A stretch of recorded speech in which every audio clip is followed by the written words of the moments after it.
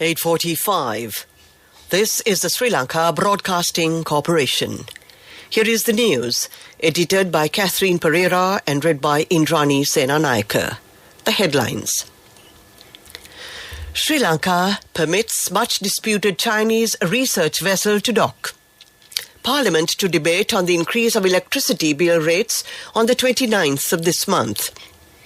The need to establish an all-party government amidst the challenges faced by the country is of paramount importance.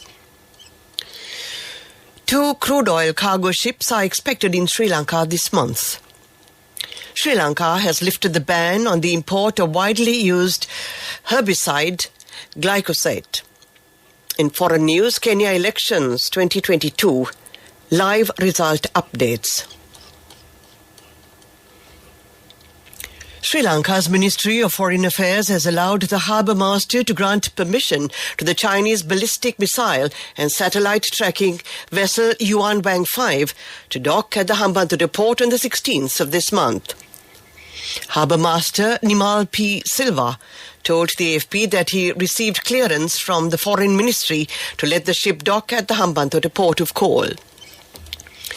The much disputed 730-foot-long ship was initially scheduled to dock at the Hambantota port between the 11th and the 17th of July. However, Sri Lanka made a request from Beijing to defer the arrival. The request of deferment came after India voiced strong concerns on the matter and said it carefully monitors any developments having a bearing on its security and economic interests and takes all necessary measures to safeguard them. China, in response to India's concerns, said it hoped relevant parties would refrain from interfering with its legitimate maritime activities and stressed that it was senseless to pressure Colombo by citing the issue of security concerns. Parliament plans to debate the increase in electricity bill rates when it convenes on the 29th of this month, the Parliament Communication Department said. This decision was taken by the Committee on Parliamentary Business, which met on the 10th under the chairmanship of Speaker Mahinda Yapa Abeyewardena. Accordingly, it has been decided to convene Parliament on the 29th and hold the adjournment debate moved by the opposition on the increase of the electricity bills from 9:30 a.m. to 4:30 p.m., the Secretary-General said. Minister Vijayadasa Rajapaksa has emphasised that the need to establish an all-party government amidst the challenges faced by the country is of paramount importance. The President is making the necessary effort to create a conventional government with the participation of all parties that represent Parliament. The leaders of all parties have been invited to join in this regard. This news comes to you from the Sri Lanka Broadcasting Corporation.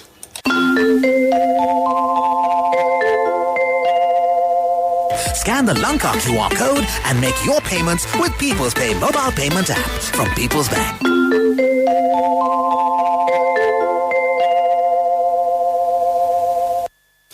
Sri Lanka has lifted the ban on importing the widely used herbicide glyphosate with effect from the 5th of this month.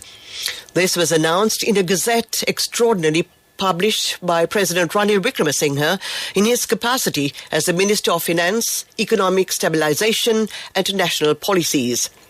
As per the communiqué, N-glycine and its salts and derivatives, glyphosate, are removed from the list of banned goods specified in the Special Import Licence Regulations published in the Gazette Extraordinary number 2044/40 dated the 9th of November 2017. The National Epidemiology Unit says that 181 corona-infected patients have been identified today. Accordingly, the number of infected corona cases stands at 667,916. The Director General of Health has confirmed 5 corona-related deaths today. He requested the general public to strictly adhere to all health guidelines as the coronavirus is spreading rapidly. Nobody looks for hotels like this. So why do you still pay with cash when you have People's Pay mobile app from People's Bank? Scan the Lanka QR code and make your payments with People's Pay mobile payment app from People's Bank. The main news story is brought to you by Siddhalepa Vedamahatmya. Minister of Power and Energy Kanchana Wijasekara says that the crude oil cargo ship carrying 100,000 metric tons of fuel is scheduled to arrive in Sri Lanka later tonight and will undergo quality sampling tomorrow. Meanwhile, another crude oil cargo ship carrying 120,000 metric tons of fuel is expected to reach Colombo between the 23rd and the 29th of this month. He said further in a tweet, both cargoes are from the Urals in Russia, the lawmaker added. The main news story was brought to you by Siddhalepa Vedamahatmya. Watch Life is brought to you by A Strength to Your Life. CIB Janajaya Vasana has commenced. Valuable gifts and all bills are on 31st of October. Come to CIB today.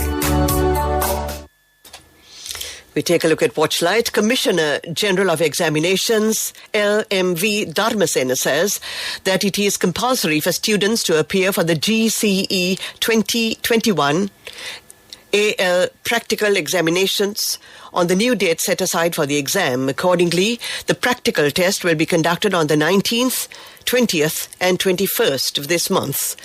Nearly 400 candidates have applied for the test.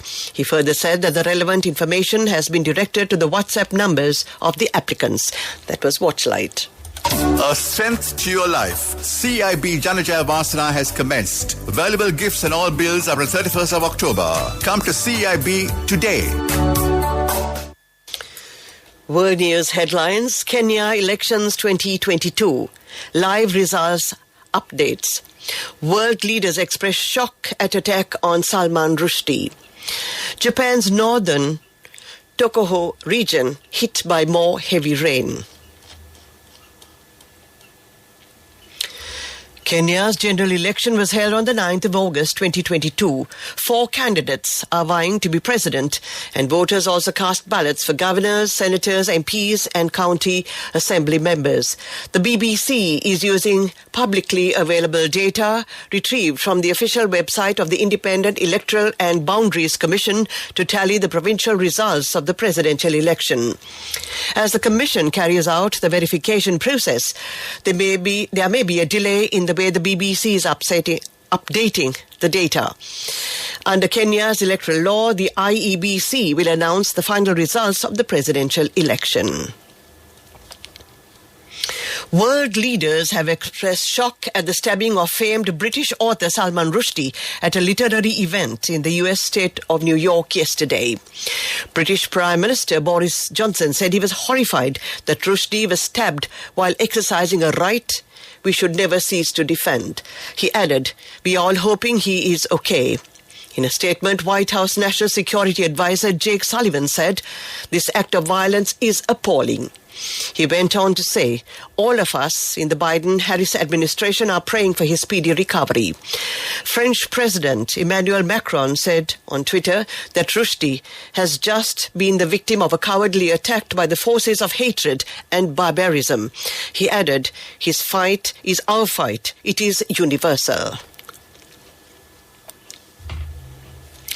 A weather front hovering over northern Japan together with a mass of damp air is bringing intense rainfall to the northern Tohoku region and the Hokuriku region. Early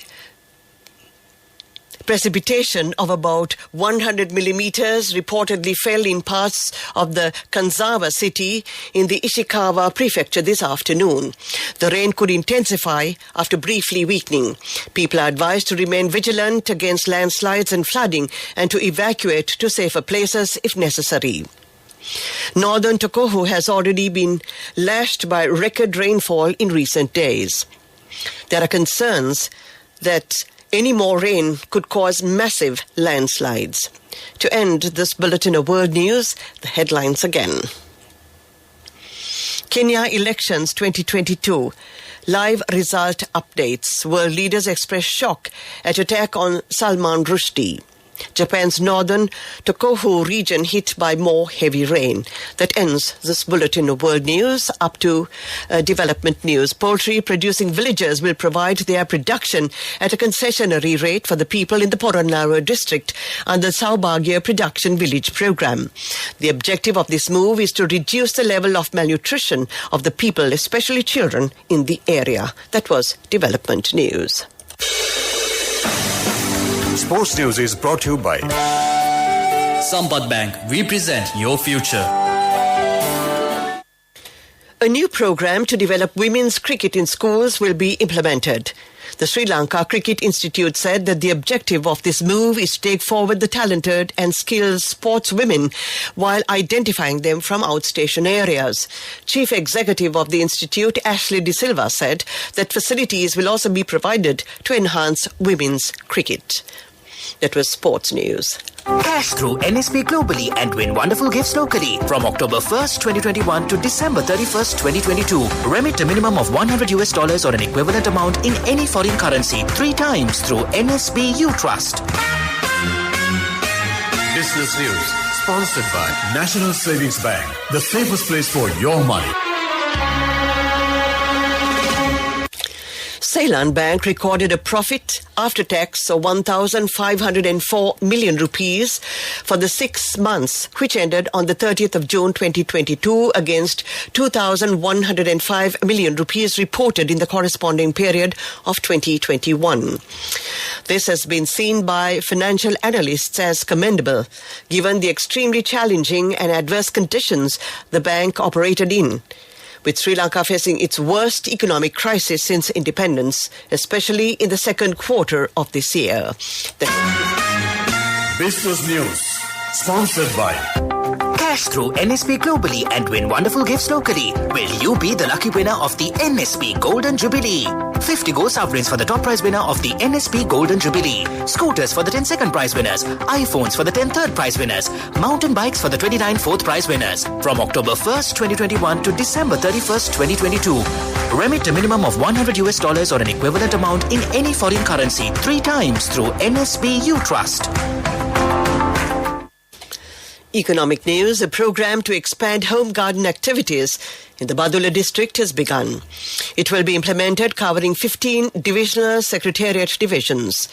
The district secretary, Damayanti Paranagama, said that action will be taken to expand vegetable cultivation in the area. That was economic news. Finally, we take a look at the weather report.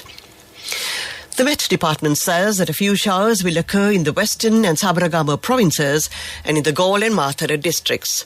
Showers or thunder showers will occur at several places in the central, Uber, eastern and north central provinces during the evening or at night. Mainly fair weather will prevail elsewhere. To end tonight's news broadcast, we take a look at the headlines again. Sri Lanka permits much disputed Chinese research vessel to dock. Parliament to debate on the increase of electricity bill rates on the 29th of this month. The need to establish an all-party government amidst the challenges faced by the country is of paramount importance. 2 crude oil cargo ships are expected in the island this month. Sri Lanka has lifted the ban on the import of the widely used herbicide glyphosate. And in foreign news, Kenya election 2022 live result updates. That ends tonight's news broadcast. The time reads a minute to 9 o'clock. This is Radio Sri Lanka.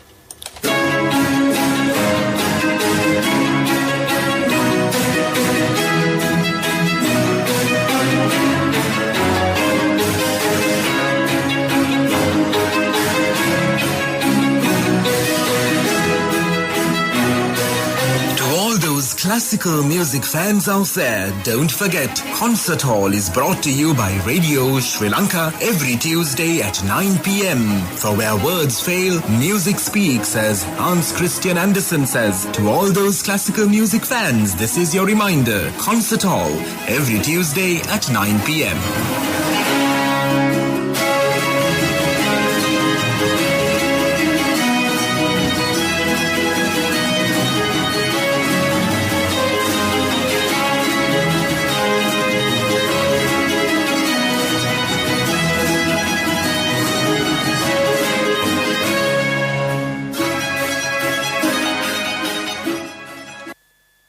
9 o'clock on the dot, you're with Radio Sri Lanka, and it's time for Family Choice this Saturday evening. Hello to you, Indrani. A very, very good evening to you, Mario. I will also say hello to you, and hope you have had a wonderful week, and that the coming week is also going to be an exceptionally wonderful one for you and every single one of you tuned in.